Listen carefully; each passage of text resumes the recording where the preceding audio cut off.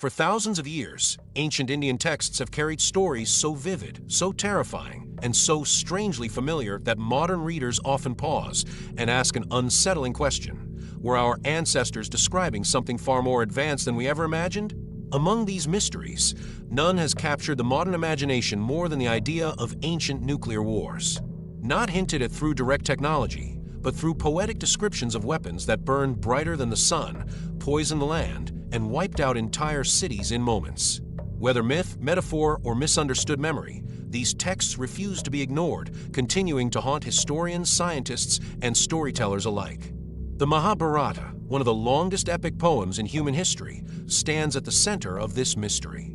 Written over centuries and passed down orally long before being recorded, it tells of a massive war between rival families, a conflict so large that it reshaped the moral and spiritual balance of the world. Within its verses are descriptions of weapons unlike swords or arrows. One weapon, often cited by modern theorists, is described as a single projectile charged with the power of the universe, capable of incinerating armies, boiling rivers, and turning living beings to ash. The text speaks of a blinding light brighter than 1,000 suns, a phrase that would later echo eerily in the words of scientists witnessing the first atomic explosion. After these weapons were unleashed, the Mahabharata describes haunting aftermaths. Survivors suffered hair and nails falling out, food became poisoned, animals died mysteriously, and water sources turned foul. Warriors who survived the initial blast were said to fall ill days later, their bodies failing without visible wounds. To modern readers, these symptoms resemble radiation sickness with unsettling accuracy. Yet for ancient storytellers, these descriptions serve a moral purpose, warning against the unchecked use of divine power and the catastrophic consequences of arrogance and hatred. The Ramayana, another foundational Indian epic, adds further fuel to speculation. It tells of flying machines called vimanas, weapons that could rain destruction from the sky, and cities that could be obliterated in moments.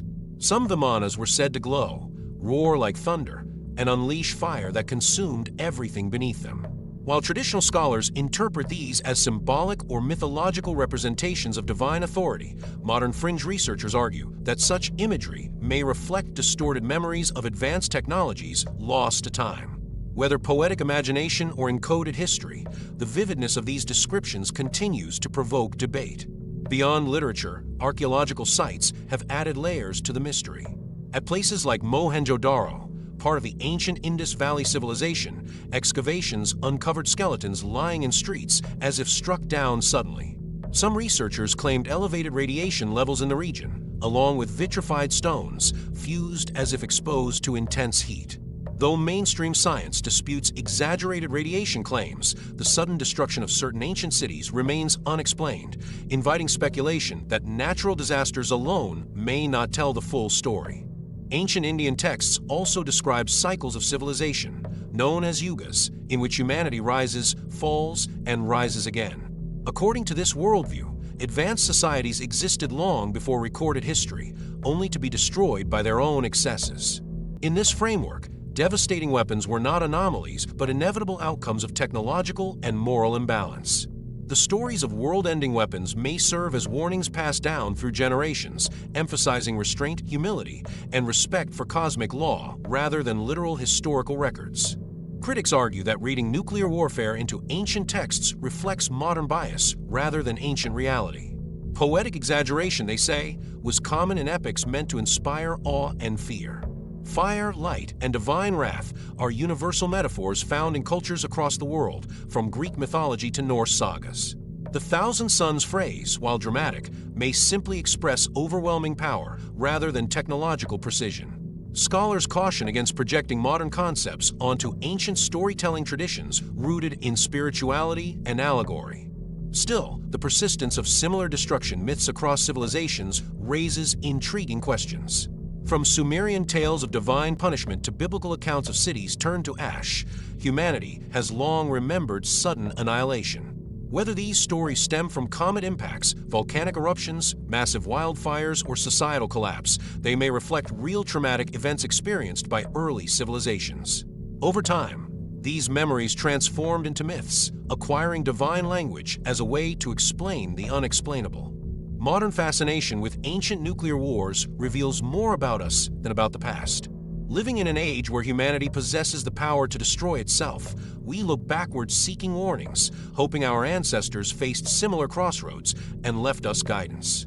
The idea that ancient civilizations may have destroyed themselves through advanced weapons mirrors our own fears, making these stories feel prophetic rather than historical. Whether factual or symbolic, their message remains chillingly relevant. What makes Indian texts unique is not that they describe destruction, but that they deeply explore responsibility. Warriors who used ultimate weapons were often cursed, filled with regret, or forced into exile.